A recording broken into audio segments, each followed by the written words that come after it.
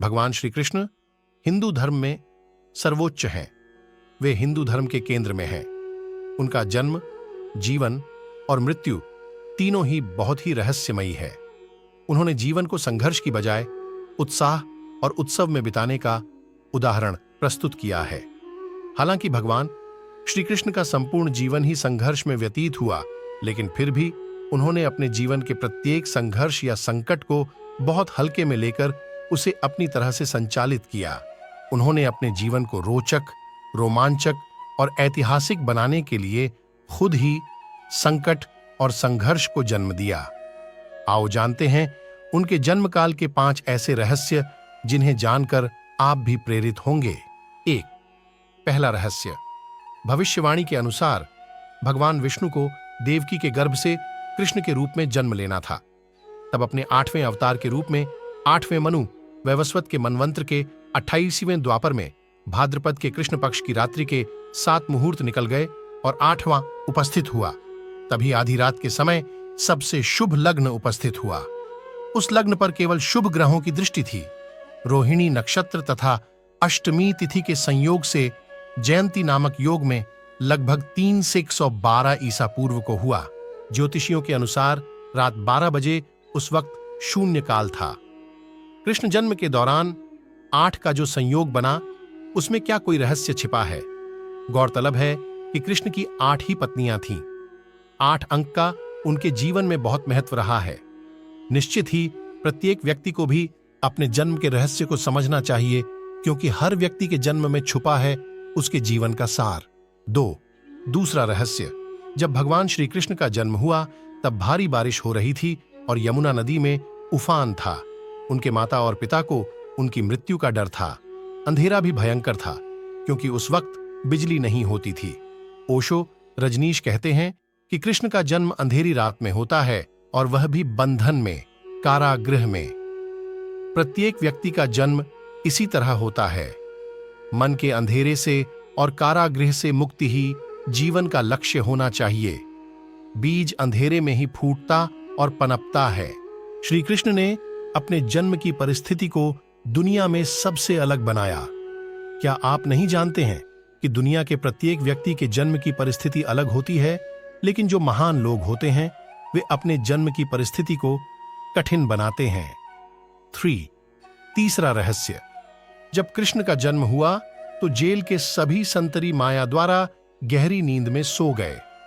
Jail के दरवाजे स्वतः ही खुल गए। उस वक्त भारी बारिश हो रही थी। यमुना में उफान था। उस बारिश में ही वसुदेव ने नन्हे कृष्ण को एक सूपड़े में रखा और उसको लेकर वे जेल से बाहर निकल आए। कुछ दूरी पर ही यमुना नदी थी। उन्हें उस पार जाना था, लेकिन कैसे?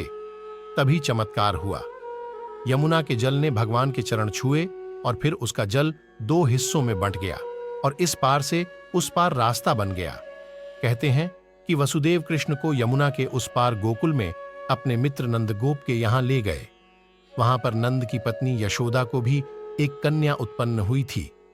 वसुदेव श्री कृष्ण को यशोदा के पास सुलाकर उस कन्या को ले गए। गोकुल मां यशोदा का मायका था और नंदगांव में उनका ससुराल। श्री कृष्ण का लालन पालन यशोदा व नंद ने किया। दुनिया में ऐसे कई बालक हैं जिन्हें उनकी मां ने नहीं, दूसरी मां ने पाल पोस कर बड़ा किया। दुनिया में योग माया की तरह ऐसी भी कई बालिकाएं हैं जिन्होंने किसी महान उद्देश्य के लिए खुद का बलिदान कर दिया और फिर वे जीवन भर कृष्ण जैसे भाई का साथ देती रहीं। 4. चौथा रहस्य। जब कंस को पता चला कि छल पूर्वक वसुदेव और देवकी ने अपने पुत्र को कहीं और भेज दिया है, तो उसने तुरंत चारों दिशाओं में अपने अनुचरों को भेज दिया और कह दिया कि अमुक अमुक समय पर जितने भी बालकों का जन्म हुआ हो उनका वध कर दिया जाए। पहली बार में ही कंस के अनुचरों को पता चल गया कि हो न हो वह बालक यमुना के उस पार ही छोड़ा गया है। उस बालक को मारने के लिए पूतना नामक राक्षसनी को भेजा जाता है, लेकिन श्री कृष्ण ने पूतना को नंद बाबा के घर से कुछ दूरी पर ही अपनी माया से मार दिया। इसके बाद नंदगांव में कंस का आतंक बढ़ने लगा तो नंद बाबा ने वहां से पलायन कर दिया। कृष्ण के जन्म के बाद उनको मारने की बहुत तरह की घटनाएं आती हैं, लेकिन वे सबसे बचकर निकल जाते हैं। जो भी उन्हें मारने आता है वही मर जाता है। कहना चाहिए कि मौत हार कर लौट जाती। जिस व्यक्ति में जीने की तमन्ना है और जो मौत से नहीं डरता है, वही जिंदगी को सुंदर बना सकता है। 5 पांचवां रहस्य। कहते हैं कि श्री कृष्ण के जन्म के समय 6 ग्रह उच्च के थे। उनकी कुंडली में लग्न में वृषभ राशि थी, जिसमें चंद्र ग्रह था। चौथे भाव में सिंह राशि थी, जिसमें सूर्य विराजमान थे।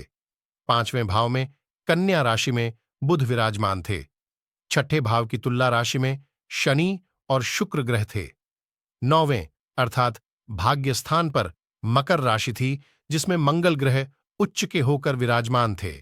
11 भाव में मीन राशि के गुरु उच्च के होकर विराजमान थे। हालांकि कई विद्वान उनकी कुंडली के ग्रहों की स्थिति को इससे अलग भी बताते हैं।